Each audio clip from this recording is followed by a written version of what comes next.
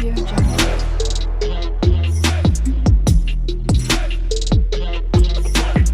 Audio Jungle. अस्सलामुअलैकुम, मैं हूं आपका दोस्त और आप देख रहे हैं मिस्टर प्लीडर। लास्ट लेक्चर में हमने सिंध रेंटेड प्रेमिसेस ऑर्डिनेंस के कुछ इंपॉर्टेंट सेक्शंस कवर किए थे। आज कुछ और इम्पॉर्टेंट सेक्शंस कवर करेंगे। सबसे पहला सेक्शन है सेक्शन 13 एविक्शन यानी बेदखली। कहते हैं no tenant shall be evicted from the premises except in accordance with the ordinance, यानी किसी भी किराएदार को जो है वो उसकी जगह से निकाला नहीं जाएगा, लेकिन अकॉर्डेंस विद द ऑर्डिनेंस इस एक्ट के तहत जो है उसको जो है वो निकाला जा सकता है। When the tenancy agreement comes to an end, यानी वो जो एग्रीमेंट करते हैं टाइम के लिए कि 2 साल के लिए, 1 साल के लिए, 6 माह के लिए, तो वो अगर एग्रीमेंट टाइम ख़त्म हो जाता है तो वो जेन्युइन तरीके से उसको जो है वो एविक्ट कर सकता है, यानी निकाल सकता है उस जगह से। और दूसरी पॉइंट्स ये हैं, the landlord has the right to evict the tenant on genuine conditions, और ये कुछ जेन्युइन कंडीशंस हैं, वो कौन सी हैं? 3 हैं। वो कहता है the property has sold, if the renter is causing damages to the premises, if the landlord has heirs want the property for the personal use। ये 3 और भी जो जेन्युइन कंडीशंस हैं, वो या तो मालिक मकान ने प्रॉपर्टी सेल कर दी हो, या जो रेंटर है वो टेनेंट है वो प्रॉपर्टी को डैमेजेस दे रहा हो, नुकसानात दे रहा हो।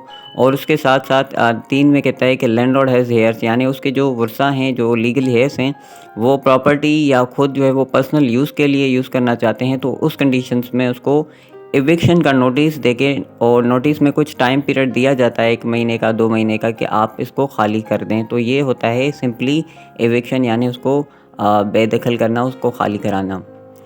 क्या बात है सर, क्या बात है सर। उसके बाद है सेक्शन 14, कहता है डिलीवरी ऑफ वैकेंट पोजीशन, यानी खाली कब्जे की तरसील।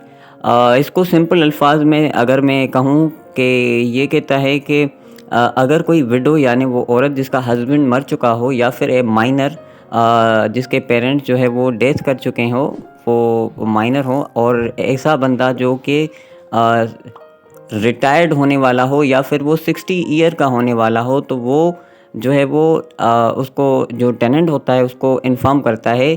कहता है inform the tenant that he और she needs the building for personal use and require him to deliver vacant position of the building within such time as may be specified in the notice, यानी यह भी eviction की तरह ही notice दिया जाता है, और टेनेंट को कहा जाता है कि आप इस टाइम के अंदर, यानी 1 महीना 2 महीना जो भी पीरियड दिया जाता है, उसमें आप ये खाली करें।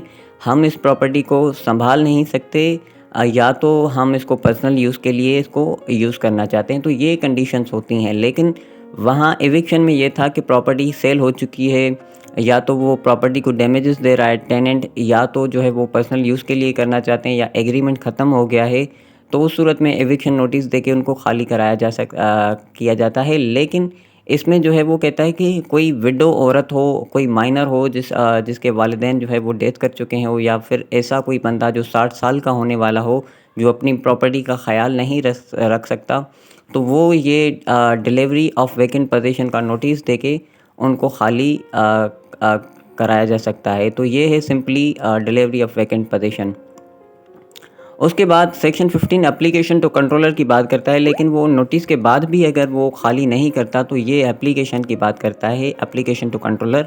Where a landlord seeks to evict the tenant in accordance with section 14 he shall make such application to controller. लेकिन वो सेक्शन 14 की बात करता है कि अगर वो अकॉर्डेंस विद सेक्शन 14 नहीं करता तो मालिक मकान कंट्रोलर को एक एप्लीकेशन जो है वो लिखेगा।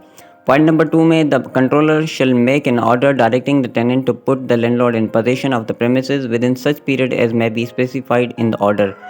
वो कंट्रोलर जो है वो टेनेंट को जो है वो डायरेक्ट करेगा, उसको कहेगा कि आप इनकी पोजीशन को जो इनकी जगह है वो खाली करें और इनको पोजीशन जो है वापस दे दें, और उसमें पीरियड भी बताया जाता है कि आप इतने टाइम के अंदर इनको जो है वो खाली करके दे दें। तो यही सिंपल सेक्शन 15 है, एप्लीकेशन टू कंट्रोलर।